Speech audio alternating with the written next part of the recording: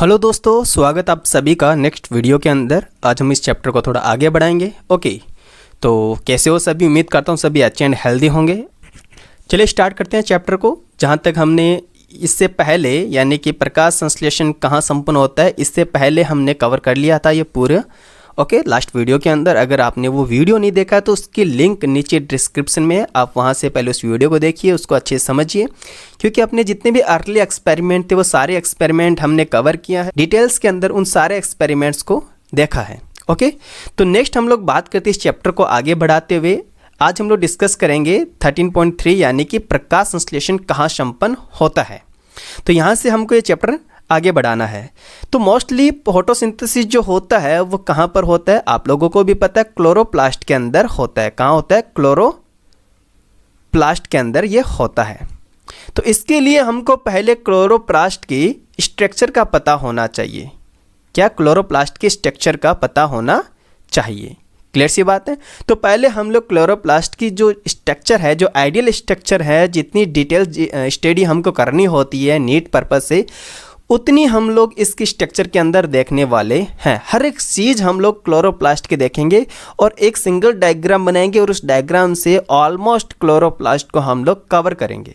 ठीक है, तो चलते हैं ब्लैंक पेज के ऊपर। वहाँ पर हम पहले क्लोरोप्लास्ट की स्ट्रक्चर बनाएंगे और उसको अच्छे से समझेंगे और उसके बाद हम लोग इसकी रीडिंग लगाने वाले हैं।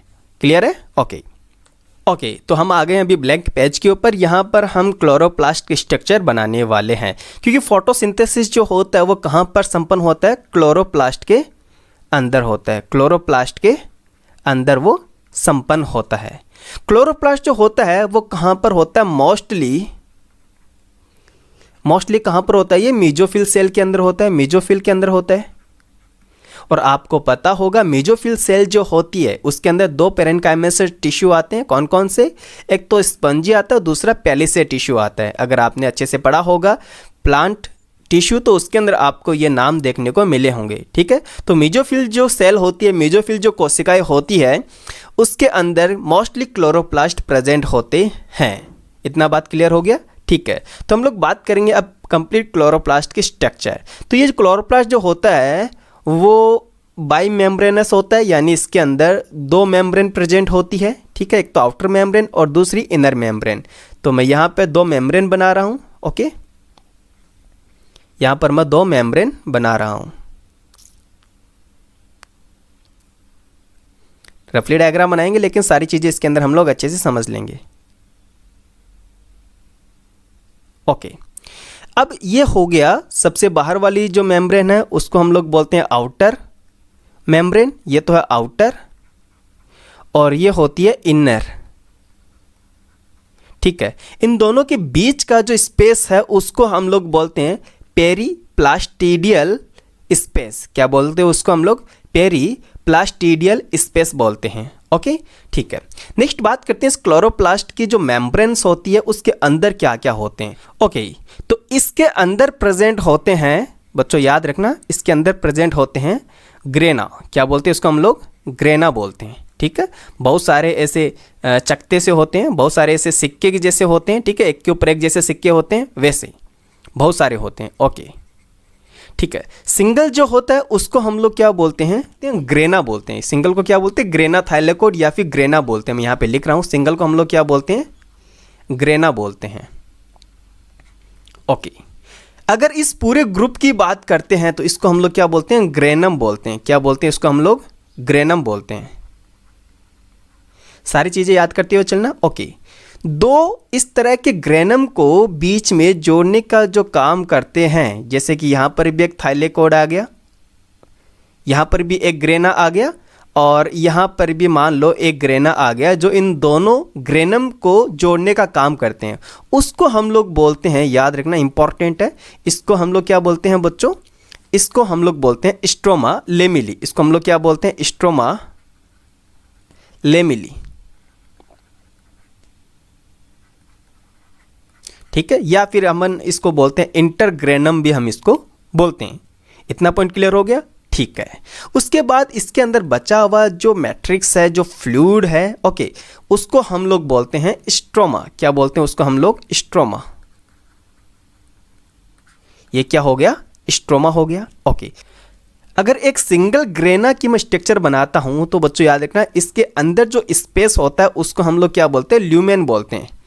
क्या बोलते हैं उसको हम लोग, ल्यूमेन बोलते हैं। क्लियर सी बात होगी। ओके, इसको ग्रेना भी बोलते हैं या फिर अपन इसको क्या बोलते हैं, ग्रेना थाइलेकोइड। कंप्लीट अगर नाम याद रखे तो क्या हो जाएगा, ग्रेना थाइलेकोइड। ठीक है, ग्रेना थाइलेकोइड हम इसको बोलते हैं। ओके, ठीक है। उसके अलावा इसके अंदर प्रेजेंट होते हैं naked double stranded circular DNA. याद रखना, नेकेड होता है डबल सर्कुलर डीएनए, यानी कि डबल स्टैंडर्ड डीएनए, जो कि कैसा होता है, सर्कुलर होता है और ये नेकेड होता है। इतना पॉइंट क्लियर हो गया। साथ ही साथ बात करें तो इसके अंदर प्रेजेंट होते हैं 70S टाइप के राइबोसोम, 70S टाइप के राइबोसोम। ये सारी बातें मैं आपको बता रहा हूँ कंप्लीट क्लोरोप्लास्ट के अंदर क्या क्या चीज़ें होती हैं, वो सारी चीज़ें। उसके अलावा इसके अंदर प्रेजेंट होता है बच्चों, याद रखना, इसके अंदर प्रेजेंट होता है mRNA। ये क्या है, mRNA। क्लियर हो गया। ओके, साथ ही साथ इसके अंदर कुछ याद रखना प्लास्टोग्लोबुलाई प्रेजेंट होते हैं, कुछ प्लास्टोग्लोबुलाई इसके अंदर प्रेजेंट होते हैं। इतनी बात क्लियर होगी। ओके, नेक्स्ट हम लोग बात करते हैं, ये जो आपको ग्रेना थाइलेकोइड नज़र आ रही है, इनके ऊपर कुछ इस तरह से पार्टिकल्स नज़र आते हैं। इस तरह से क्या नज़र आ रहे हैं, पार्टिकल्स नज़र आ रहे हैं। जैसे कि मैं यहाँ पर एक सिंगल ग्रेना थाइलेकोइड की बात कर रहा हूँ तो यहाँ पर हमको कुछ पार्टिकल्स प्रेजेंट हो रहा है। एक को मैं जैसे जूम करके बताता हूँ, वो इस तरह से है, इस तरह से हमको ये देखने को मिल रहा है। तो इसके अंदर ध्यान से देखना, दो चीज़ें हैं, एक होता है इसका हेड और दूसरा होता है इसका टेल। तो इसको हम लोग, इस पार्टिकल को हम लोग बोलते हैं CF1 पार्टिकल्स। क्या बोलते हैं उसको हम लोग, CF1 पार्टिकल्स या फिर CF1 पार्टिकल्स हम इसको बोलते हैं। पॉइंट क्लियर हो रहा है इतना, ठीक है। तो इन्हीं पार्टिकल्स के द्वारा आपको पता होगा एटीपी का फॉर्मेशन होता है, जो हम लोग आगे पढ़ लेंगे। ओके, तो ये हो गया कंप्लीट एक क्लोरोप्लास्ट के स्ट्रक्चर, जो कि बाई मेम्ब्रेनस होता है, जिसके अंदर दो मेम्ब्रेन प्रेजेंट होती है। एक तो आउटर मेम्ब्रेन होता है और दूसरा इनर मेम्ब्रेन होता है। इन दोनों के बीच का जो स्पेस होता है उसको हम लोग बोलते हैं पेरी प्लास्टिडियल स्पेस, हम इसको बोलते हैं। इसके दो इंपॉर्टेंट पार्ट होते हैं, ध्यान से समझना। वैसे मैं इस पूरे क्लोरोप्लास्ट की बात करूँ तो इसके अंदर तीन चीज़ें होता है। पहला तो होता है ग्रेना थाइलेकोइड, या सारा ग्रुप को अपन इसको बोले तो उसको बोलते हैं ग्रेनम। ग्रुप को बात करें तो अपन इसको क्या बोलते हैं, ग्रेनम। तो पहला तो होगा इसके अंदर इंपॉर्टेंट चीज़ ग्रेनम। दूसरा जो इसका पार्ट होता है इंपॉर्टेंट क्लोरोप्लास्ट का, वो होता है स्ट्रोमा। वो क्या होता है, स्ट्रोमा। और थर्ड जो इसका पार्ट होता है, जो इंपॉर्टेंट पार्ट होता है इस क्लोरोप्लास्ट का, वो होता है stroma lamella. Stroma lamella. Clear हो गया इतना। ओके, तो ये तीन इंपॉर्टेंट पार्ट इसके अंदर होते हैं। अब एक चीज़ और ध्यान से समझना, अगर हम लोग फोटो सिस्टम की बात करते हैं, तो वैसे तो मैं आपको पहले बता रहा हूँ, फोटो सिस्टम दो होते हैं, एक तो फर्स्ट होता है और एक होता है सेकंड। ठीक है, आगे हम लोग कंप्लीट इसके डिटेल स्टडी करेंगे, फोटो सिस्टम एक्चुअली होता है क्या, वो सारी चीज़ें जानेंगे। तो यहाँ पर मैं आप लोगों को बता रहा हूँ कि फोटो सिस्टम फर्स्ट और फोटो सिस्टम सेकंड की जो स्थिति होती है, जो पोजीशन होती है, वो कहाँ पर होती है। तो यहाँ की बात करें, जो ग्रेना थाइलेकोइड होते हैं, इसके अंदर फोटो सिस्टम फर्स्ट भी होता है और फोटो सिस्टम सेकंड भी होता है, दोनों होते हैं। बट वही बात करें इस स्ट्रोमा लेमिली की, तो स्ट्रोमा लेमिली के अंदर only and only photo system first he present होता है। Only and only photo system इसके अंदर फर्स्ट प्रेजेंट होता है। पॉइंट क्लियर हो गया। अब ये फर्स्ट होने का मतलब यहाँ पे क्या क्या चीज़ होती है वो भी हम लोग आगे स्टडी करेंगे। यहाँ पे फर्स्ट और सेकंड दोनों प्रेजेंट होने के कारण यहाँ पर क्या क्या चीज़ें होती है वो उनकी भी हम लोग डिटेल स्टडी करेंगे। तो ये बात करेंगे आगे वाले पार्ट के अंदर, ठीक है।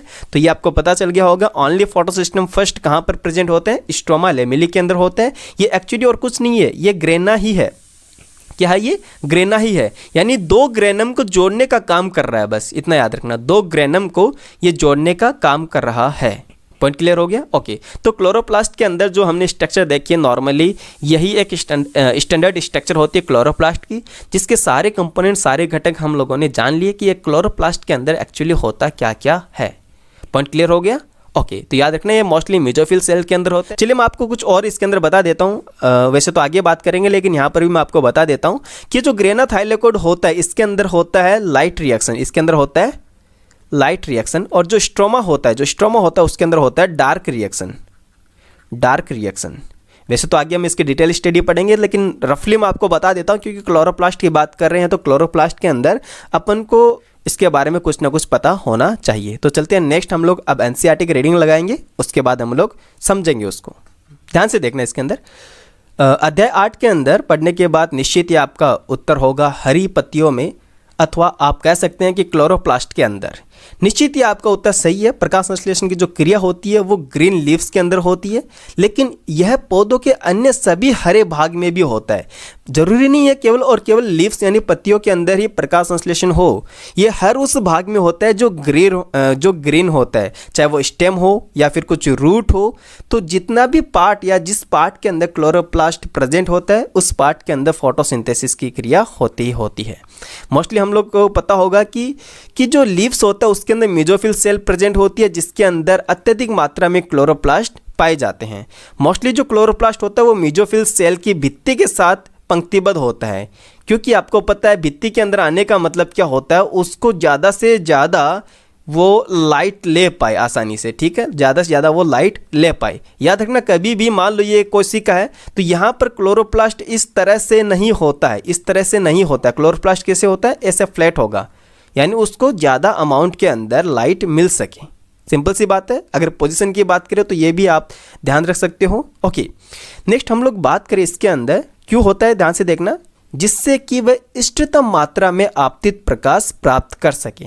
नॉर्मल सी बात है, जितना ज़्यादा वो प्रकाश यानी लाइट को प्राप्त करेगा उतना ज़्यादा वहाँ पर फोटोसिंथेसिस देखने को मिलेगा, उतनी अच्छे से लाइट रिएक्शन वहाँ पर होगी।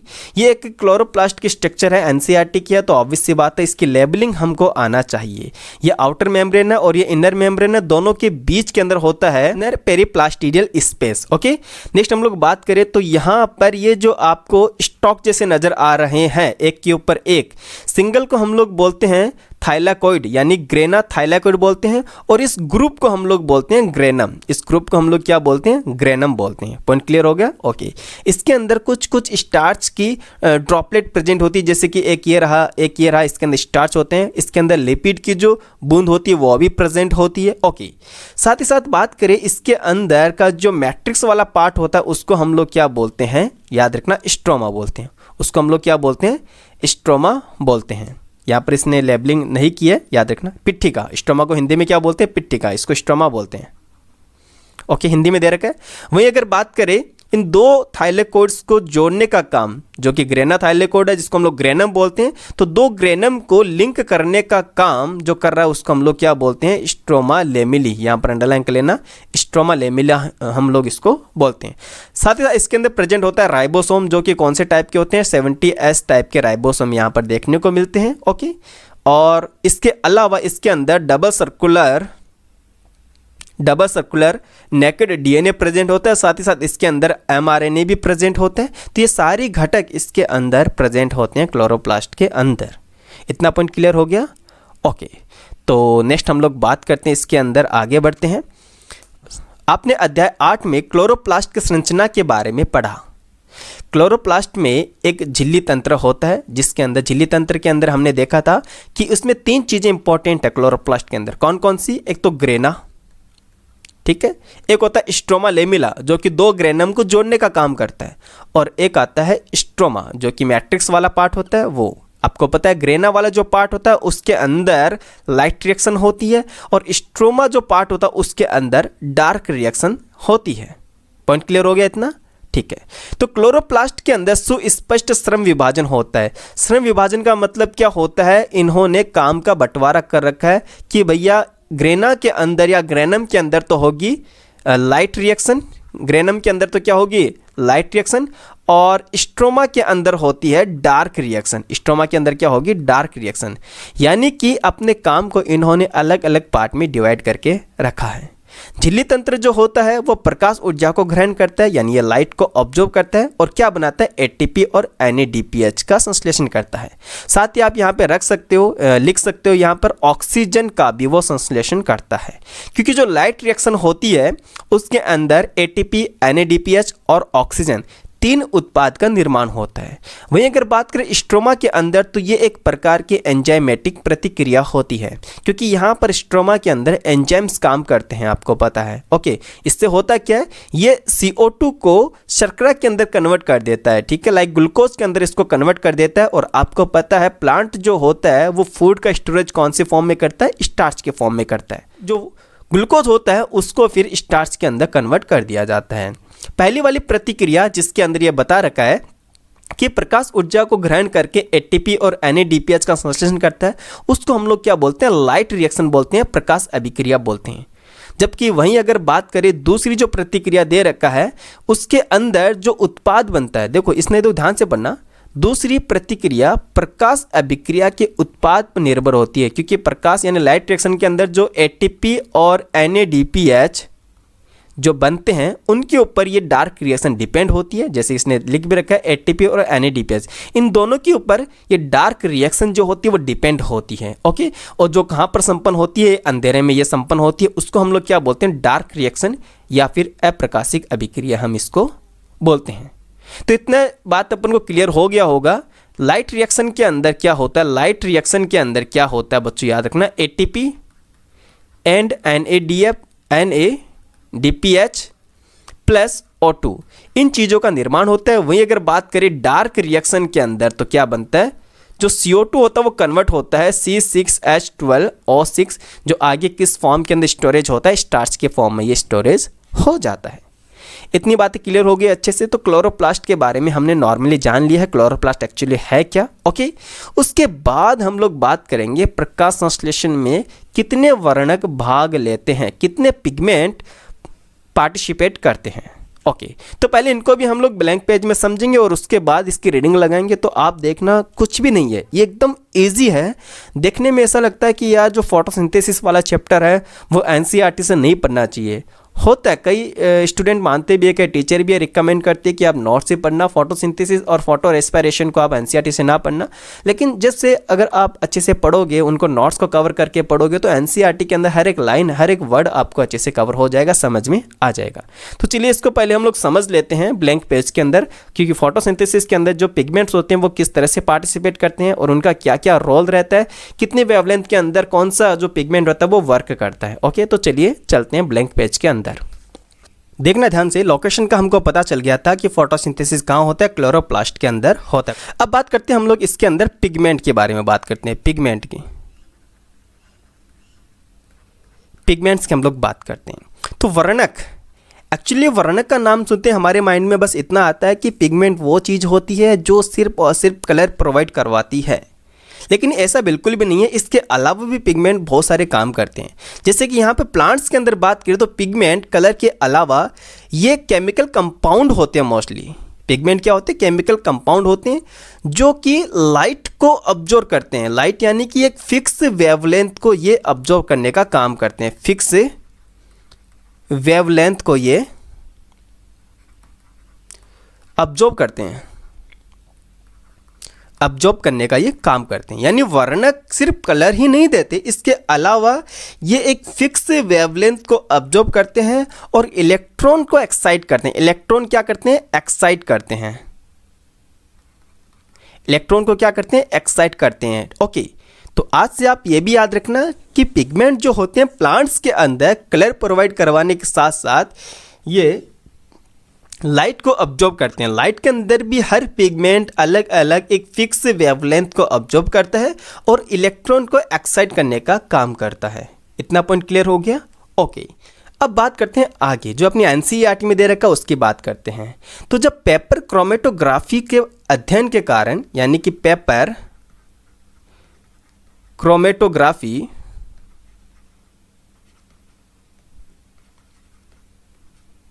पेपर क्रोमेटोग्राफी के द्वारा देखने पर पता चला कि क्लोरोफिल A, B, कैरोटीनॉइड या फिर जेंथोफिल का जो कलर होता है वो अलग अलग शेड का होता है, अलग अलग कलर वहाँ पे देखने को मिलता है। तो टाइप ऑफ पिगमेंट्स की बात करें तो मोस्टली हमारी NCERT के अंदर 4 टाइप के दे रखा है। पहला है क्लोरोफिल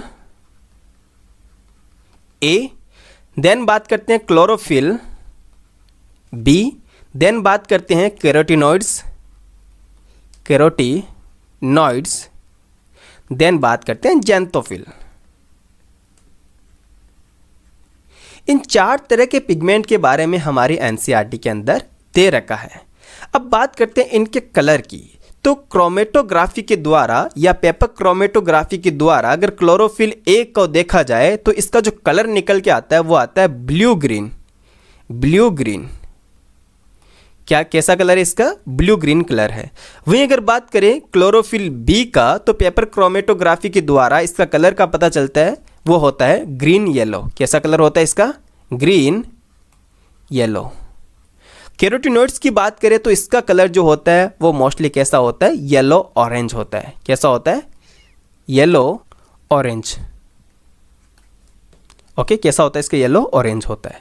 वहीं अगर बात करें ज़ैंथोफिल के कलर की तो ज़ैंथोफिल जो होता है वो मोस्टली येलो कलर का होता है, पीले कलर का होता है, जिसके अंदर हमने ब्राउन एल्गी के अंदर भी देखा था, उसके अंदर वो ब्राउन कलर का था जिसका नाम था फ्यूकोजेंथिन। और आपको पता है ल्यूटिन जो पिगमेंट होता है, ल्यूटिन जो वर्णक होता है ज़ैंथोफिल का, उसका कलर होता है येलो।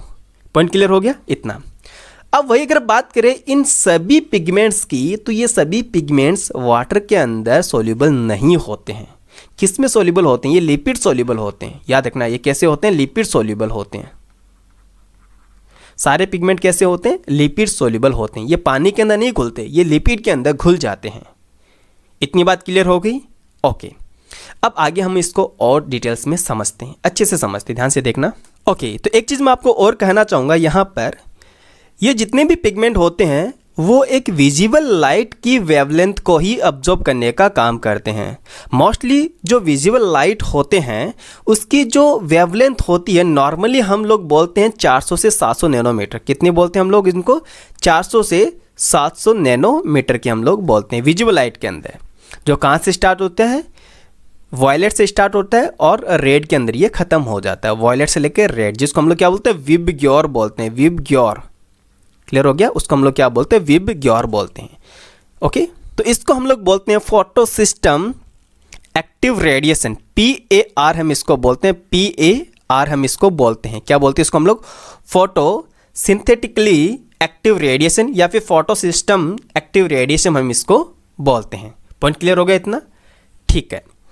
मोस्टली आप लोगों ने पहले भी मैंने जैसे लास्ट लेक्चर के अंदर बात कही थी कि ये जो पिगमेंट्स होते हैं मोस्टली ये ब्लू एंड रेड कलर की लाइट को ज़्यादा ऑब्जॉर्व करते हैं, और ज़्यादा ऑब्जॉर्व करेंगे तो ऑब्वियस सी बात है फोटोसिंथेसिस भी ज़्यादा होगा, और अगर फोटोसिंथेसिस ज़्यादा होगा तो ऑक्सीजन ज़्यादा रिलीज होगी।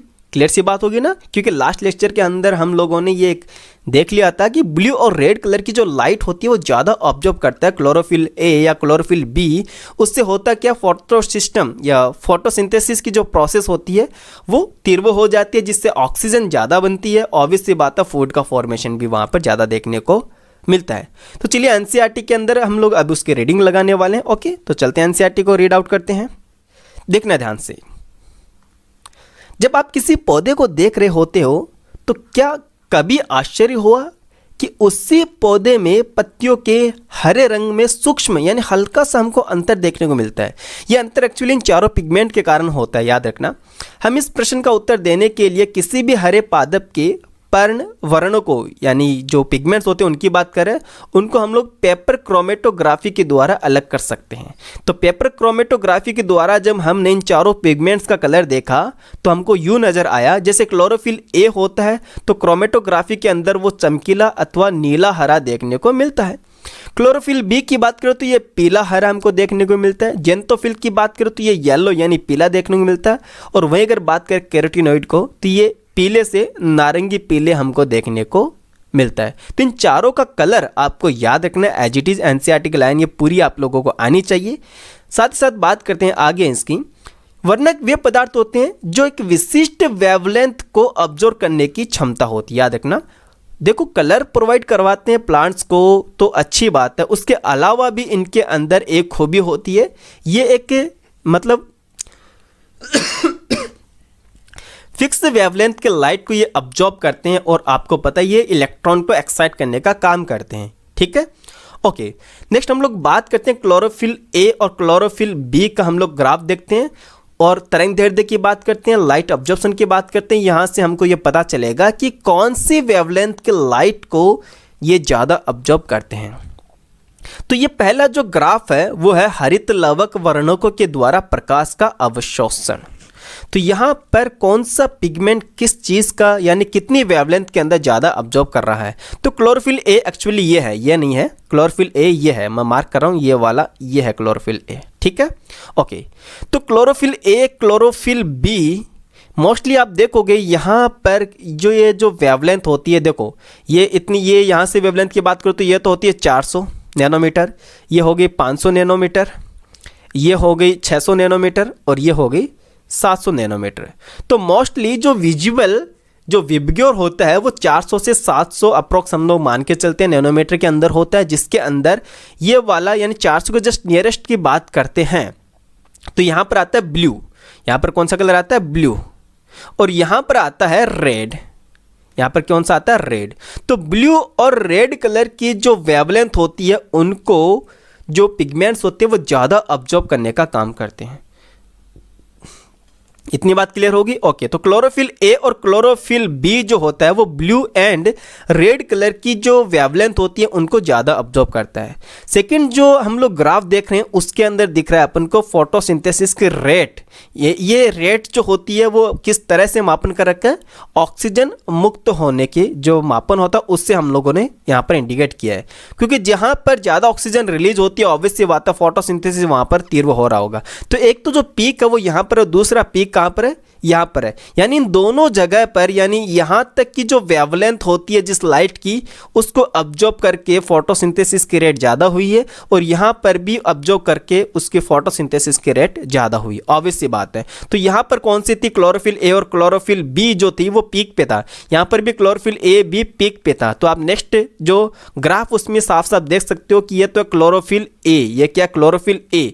तो क्लोरोफिल ए का जो पीक होता है लाइक ब्लू कलर के पास, यानी ब्लू कलर की जो वेवलेंथ होती है वहां पर फोटोसिंथेसिस की रेट ज़्यादा होती है, और रेड वाली जो वेवलेंथ होती है वहां पर भी इसकी जो फोटोसिंथेसिस की रेट होती है वो सर्वाधिक होती है। अब आई होप कि आपको ये डायग्राम, ये जो ग्राफ है अच्छे से कवर हो गए होंगे, ठीक है, ओके। नेक्स्ट हम लोग बात करते हैं इसके अंदर, ध्यान से देखना, दृश्य स्पेक्ट्रम के तरंग दैर्ध्य जिसको हम लोग क्या बोलते हैं, विबग्योर बोलते हैं, और इसकी जो वेवलेंथ होती है वो लगभग 400 से 700 नैनोमीटर के बीच की होती है, जिसको हम लोग क्या बोलते हैं, PAR शॉर्ट के अंदर हम इसको बोलते हैं। इतना पॉइंट क्लियर हो गया, ओके। नेक्स्ट हम लोग बात करते हैं इसके अंदर, देख करके आप बता सकते हैं किस तरंग दैर्ध्य पर क्लोरोफिल ए अधिकतम अवशोषण होगा। ऑब्वियस सी बात है ये क्लोरोफिल ए जो होता है वो ब्लू एंड रेड कलर के जो वेवलेंथ होती है वहाँ पर सर्वाधिक अवशोषण होता है। इतना पॉइंट क्लियर हो गया, ओके। नेक्स्ट हम लोग बात करते हैं तरंग दैर्ध्य को दिखाया गया है जहाँ पर पादप में अधिकतम प्रकाश संश्लेषण होता है, यानी कि जो सेकंड वाला ग्राफ है उसकी बात कर रहे हैं। क्या आप देख रहे हैं कि तरंग दैर्ध्य क्लोरोफिल ए अर्थात नीला व लाल रंग के जो क्षेत्र होता है, जो वेवलेंथ होती है वहाँ पर सर्वाधिक अवशोषण होता है। तो लाइट का अब्जॉर्प्शन कहाँ पे ज़्यादा हो रहा है, जहाँ पर ब्लू एंड रेड कलर की जो वेवलेंथ है जहाँ पर गिर रही है वहाँ पर। तो ऑब्वियस सी बात है उस क्षेत्र के अंदर फोटोसिंथेसिस की रेट भी क्या हो गई, अधिकतम हो गई। इसलिए हम लोग कह सकते हैं कि भैया क्लोरोफिल ए जो होता है वो प्रकाश संश्लेषण के लिए प्रमुख वर्णक होता है। और आप लोग अच्छे से जानते हो क्लोरोफिल ए जो होता है वो यूनिवर्सल पिगमेंट होता है। क्लियर हो गया इतना, ओके। नेक्स्ट हम लोग बात करते हैं, ये ग्राफ एक साथ यह बता रहे हैं कि अधिकतम प्रकाश संश्लेषण स्पेक्ट्रम के नीले एवं लाल क्षेत्र में संपन्न होते हैं। जो अपन ने ऊपर बात की थी रेड और ब्लू वाली कलर की जो वेवलेंथ होती है जहां पर गिरती है वहां पर फोटोसिंथेसिस की रेट मैक्सिमम होती है। कुछ प्रकाश संश्लेषण स्पेक्ट्रम की अन्य तरंग दैर्ध्यों पर भी संपन्न होते हैं। आइए देखिए कि यह कैसे होता है। यद्यपि क्लोरोफिल ए की बात करें तो प्रकाश को यह अवशोषित करने का मुख्य वर्णक होता है, मेन पिगमेंट होता है। फिर भी यह कई थाइलाकोइड के अंदर वर्णक जैसे बात करें बी होता है, जेंथोफिल होता है, कैरोटिनॉइड होता है, उनको हम लोग क्या बोलते हैं, सहायक बोलते हैं। अगर मुख्य वर्णक की बात करें वो तो होता है क्लोरोफिल ए, और सहायक वर्णक की बात करें तो वो होता है chlorophyll B, xanthophyll and carotene बोलते हैं। कैरोटीन या फिर कैरोटिनॉइड एक ही बात है। ये क्या करते हैं, प्रकाश को अवशोषित करते हैं तथा अवशोषित ऊर्जा को क्लोरोफिल ए में स्थानांतरित करते हैं। आगे हम लोग इसके अंदर देखेंगे प्रकाश अभिक्रिया के अंदर कि किस तरह से ये जो वेवलेंथ होती है वहाँ से लाइट को ऑब्जर्व करते हैं और एनर्जी को ये क्लोरोफिल ए तक ट्रांसफर करने का काम करते हैं। वास्तव में ये वर्णक न केवल प्रकाश संश्लेषण को प्रेरित करने वाली उपयोगी तरंग दैर्ध्य के क्षेत्र को बढ़ाते हैं, बल्कि ये क्लोरोफिल ए को फोटो ऑक्सीडेशन से भी बचाते हैं। अंडरलाइन कर लेना, ये क्लोरोफिल ए को फोटो ऑक्सीडेशन से भी बचाते हैं। इतनी बात क्लियर होगी? ओके। अब हम लोग बात करेंगे लाइट रिएक्शन एक्चुअली है क्या। What is light reaction? प्रकाश अभिक्रिया है क्या? ध्यान से देखना, समझे इस चीज को। बहुत ही सिंपल लैंग्वेज में मैं आपको समझाऊंगा और ये कुछ खास नहीं है, बहुत ही इजी है। चलिए इसको हम लोग समझते हैं अच्छे से, ठीक है? ओके, देखना ध्यान से, light reaction. What is light reaction actually होता क्या है? मान लो, सपोज करना, ये कोई पिगमेंट है। ये क्या है? कोई पिगमेंट है और इसके ऊपर कोई लाइट आपतित हो रही है, इसके ऊपर कोई लाइट आ रही है। उससे क्या होगा? इस पिगमेंट से इलेक्ट्रॉन एक्साइट होते हैं। क्या एक्साइट होते हैं? इलेक्ट्रॉन एक्साइट होती हैं। और जब ये इलेक्ट्रॉन वापस इस पिगमेंट की साइड आते हैं तो आपको पता है जब ये ग्राउंड स्टेज में आते हैं तो क्या रिलीज करते हैं? एनर्जी रिलीज करते हैं। एनर्जी। अब ये जो एनर्जी होती है ये क्या क्या काम करती है? बच्चों याद रखना, ये क्या काम करती है? पहली बात तो ये एनर्जी कोई दूसरे जो पिगमेंट होते हैं उनको ये एनर्जी ट्रांसफर कर देते हैं, ठीक है? तो दूसरे पिगमेंट को एनर्जी ट्रांसफर करते हैं। एनर्जी ट्रांसफर करते हैं। क्यों करते हैं? ताकि वो केमिकल रिएक्शन को परफॉर्म कर सके, ताकि वो केमिकल रिएक्शन कंप्लीट कर सके। क्लियर सी बात है इतनी? ओके। यानी कि मैं आपको एकदम सिंपल लैंग्वेज में बताऊं, जैसे आपने देखा भी था वहाँ डायग्राम के अंदर, सपोज करना ये बहुत सारे पिगमेंट्स हैं। ये क्या है? बहुत सारे पिगमेंट्स हैं। ओके, जिसको हम लोग सहायक पिगमेंट या सहायक वर्णक बोलते हैं। क्लियर सी बात है? जिसको हम लोग क्या बोलते हैं? सहायक वर्णक बोलते हैं। और ये है क्लोरोफिल ए, जो कि मुख्य वर्णक है, मुख्य पिगमेंट है। इतनी बात क्लियर होगी? ओके। अब क्या होता है, यहां से लाइट आती है। लाइट आई तो इस पिगमेंट को, जैसे ही मान लो सपोज करना यहां से लाइट आती है 500 नैनोमीटर के लाइट आई, यानी ये 500 नैनोमीटर वेवलेंथ की यहां पर लाइट इसके ऊपर आती है। ये जो रो है, ये रो मान लो 500 नैनोमीटर की लाइट को ऑब्जर्व करने का काम करता है। सेकंड वाली रो जो दिख रही है वो है मान लो 550 नैनोमीटर की लाइट को ऑब्जर्व करती है। ये वाली रो है, ये मान लो 600 नैनोमीटर के लाइट को ऑब्जर्व करता है। और ये जो रो है ये मान लो 650 नैनोमीटर के लाइट को ऑब्जर्व करता है। और क्लोरोफिल ए जो होता है वो 680 नैनोमीटर को ऑब्जर्व करता है। इतनी बात क्लियर होगी? ठीक है। तो जैसे लाइट यहां पर आती है 500 नैनोमीटर की, तो यहां पर आने के बाद में यहां से एनर्जी रिलीज होगी और ये एनर्जी पहले के मुकाबले कम होती है। जैसे मैं आपको बताऊं कि एक एनर्जी का फॉर्मूला होता है फिजिक्स के अंदर, नॉर्मली हम बताते हैं ई इन्वर्सली प्रोपोर्शनल होता है किसके? लैम्डा के, ठीक है? तो ई इन्वर्सली प्रोपोर्शनल किसके होता है? लैम्डा के, यानी जिसकी एनर्जी ज़्यादा होती है उसके लैम्डा कम होता है, यानी वेवलेंथ कम होती है। देखो 500 नैनोमीटर की यहाँ पर लाइट आती है, आई 500 नैनोमीटर की लाइट आती है, तो इसके अंदर जितनी एनर्जी थी उससे कम एनर्जी अब यहाँ से निकल जाएगी, ठीक है? क्योंकि उतनी की उतनी एनर्जी तो रहेगी नहीं, कुछ ना कुछ एनर्जी कम होगी। और जब एनर्जी कम होती है तो वेवलेंथ क्या होगी? बढ़ जाएगी। तो ये अपने से ज़्यादा वेवलेंथ वाले जो पिगमेंट होते हैं उनकी तरफ एनर्जी पास आउट होती है, यानी अब कहाँ पे जाएगी? ये इसके ऊपर वाली रो के अंदर ये चले जाएंगे। पॉइंट क्लियर हो गया? उसके बाद यहाँ से वापस से जो एनर्जी रिलीज होती है वो कम एनर्जी रिलीज होगी, क्योंकि उतनी की उतनी तो होगी नहीं, कम होगी। तो कम होने का मतलब ज़्यादा वेवलेंथ की साइड जाना, तो इधर ज़्यादा वेवलेंथ की साइड जाएगा। समझ रहे हो? अरे देखो मैं आपको नॉर्मल से बताता हूँ। ये एक पिगमेंट है और ये दूसरा पिगमेंट, समझना, नॉर्मल से समझना। इसके अंदर मान लो 400 नैनोमीटर की वेवलेंथ को ये ऑब्जर्व करता है लाइट को, और ये करता है 500 को नैनोमीटर लाइट को ये ऑब्जर्व करता है। यहाँ पर एनर्जी आती है, यहाँ पर जो लाइट आती है वो आती है 400 नैनोमीटर वेवलेंथ की लाइट आती है। तो यहाँ से जो एनर्जी निकलेगी वो पहले के मुकाबले कम होगी। ऑब्वियस सी बात है, पहले के मुकाबले क्या होगी, अब कम होती है। तो कम होगी तो ऑब्वियस सी बात है, एनर्जी अगर कम होती है तो अधिक वेवलेंथ वाले की साइड तो ट्रांसफर होगी, तो वेवलेंथ इसकी बढ़ जाएगी क्योंकि इसकी एनर्जी कम है, ज़्यादा से कम की तरफ। सिंपल सी बात है, इसकी एनर्जी कम होगी ना क्योंकि वेवलेंथ इसकी ज़्यादा है। समझ गया पॉइंट को? ओके, अगर नहीं समझो तो इसको फिर से रिपीट करना इस वीडियो को फिर से, और उसको अच्छे से समझना। उसके बाद 550 से 600 नैनोमीटर वाले के अंदर जाएगा और 650 से 650 के पास जाता है। एटलीस्ट कहाँ पे जाएगा, वो 680 नैनोमीटर के पास जाता है, जो कि क्या होता है, रिएक्शन सेंटर होता है। इसको हम लोग क्या बोलते हैं, रिएक्शन सेंटर बोलते हैं। ठीक है, और ये जो रिएक्शन सेंटर होता है ये उस इलेक्ट्रॉन को कहाँ पर ट्रांसफर करता है, याद रखना, प्राइमरी इलेक्ट्रॉन एक्सेप्टर के पास जाता है। कहाँ पे जाता है, प्राइमरी इलेक्ट्रॉन एक्सेप्टर के पास जाता है। इतनी बात क्लियर हो गई? ओके, देखिए मैं आपको एकदम फिर से आराम से बताता हूँ, पूरा कॉन्सेप्ट आप लोग अच्छे से इसको समझना। ठीक है, प्लीज़ अच्छे से इसको समझना है, ध्यान से देखना। आप देखना, ये है एसेसरी पिगमेंट्स, सहायक वर्णक। ये क्या है, एसेसरी पिगमेंट। क्या क्या हो सकते हैं, ध्यान से देखना। आप देखो, सिंपल लैंग्वेज में बता रहा हूँ क्या क्या हो सकता है। ये हो सकता है क्लोरोफिल बी हो सकता है, ये हो सकता है कैरोटिनॉइड हो सकता है, ये हो सकता है जेंथोफिल हो सकता है, जेंथोफिल हो सकता है। ठीक है, इन सहायक वर्णक को हम लोग एक लैंग्वेज में यानी एक सिंगल वर्ड में क्या बोलते हैं, इनको हम लोग बोलते हैं एंटीना। क्या बोलते हैं इसको हम लोग, एंटीना। क्या बोलते हैं इसको हम लोग, एंटीना बोलते हैं।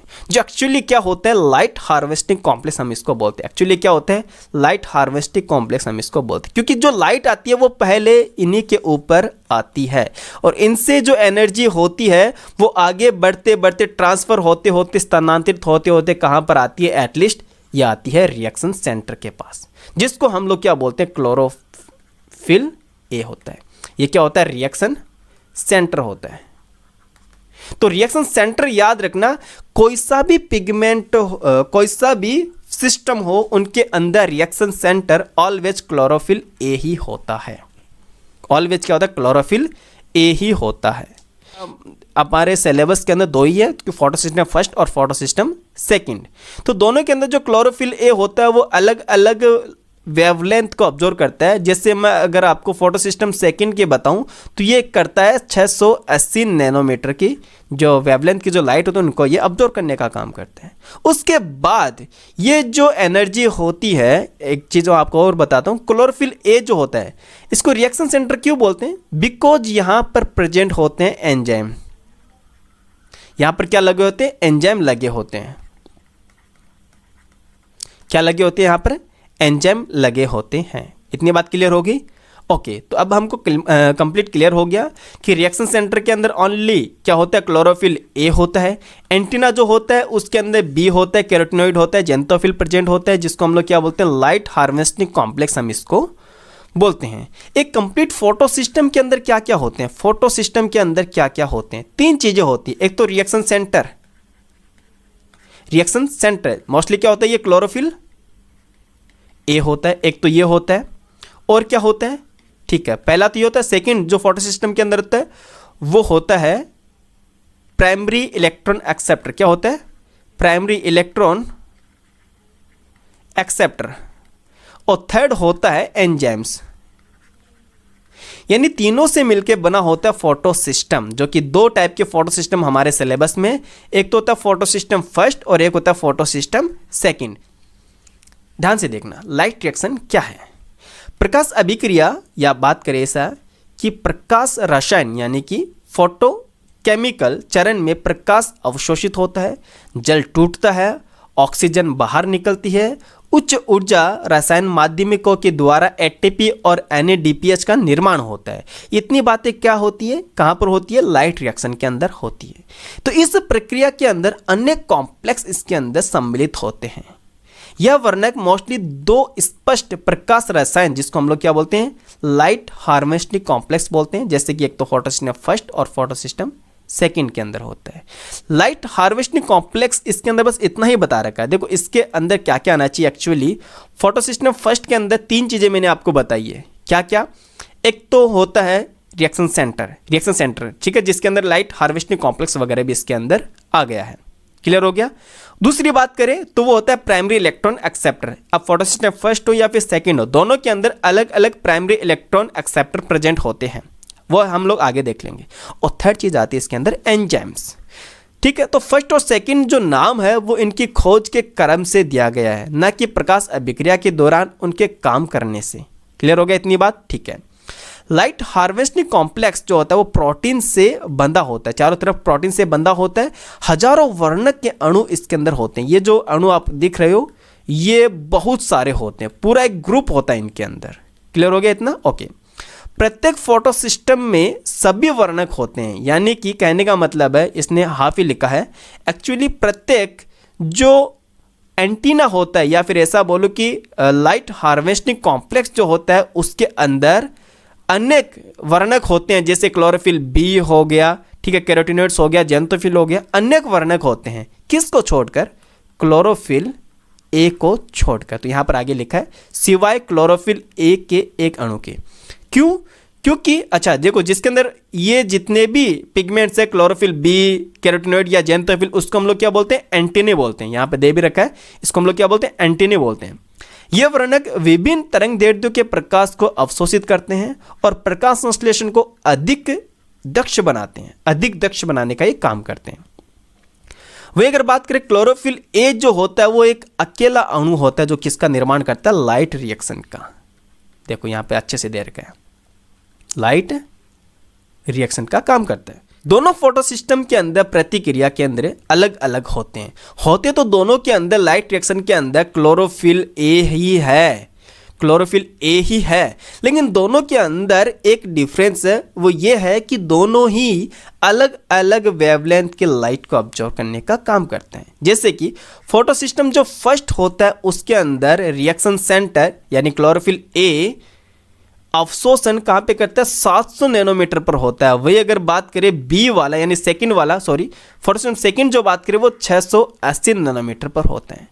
तो जो फर्स्ट होता है क्लोरोफिल ए, जिसके अंदर फोटो सिस्टम जो फर्स्ट होता है उसको हम लोग क्या बोलते हैं? याद रखना, P700। क्या बोलते हैं? P700।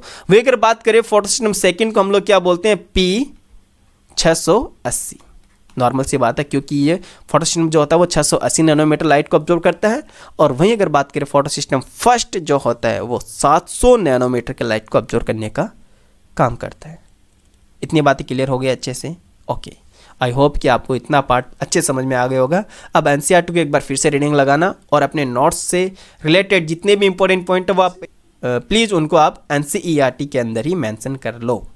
क्लियर सी बात होगी? ओके, तो मिलते हैं हम लोग नेक्स्ट लेक्चर के अंदर, जहां से हम लोग इलेक्ट्रॉन परिवहन को स्टार्ट करेंगे, जिसमें photo system first, photo system second, ठीक है, साइक्लिक और जेड स्कीम दोनों को हम लोग अच्छे से डिस्कस करने वाले हैं। और एनसीईआरटी का सिंगल वर्ड, हर एक लाइन हम लोग अच्छे से कवर करेंगे। तो मिलते हैं नेक्स्ट वीडियो के अंदर, तब तक के लिए ध्यान रखना अपना, और bye bye, take care, have a good day.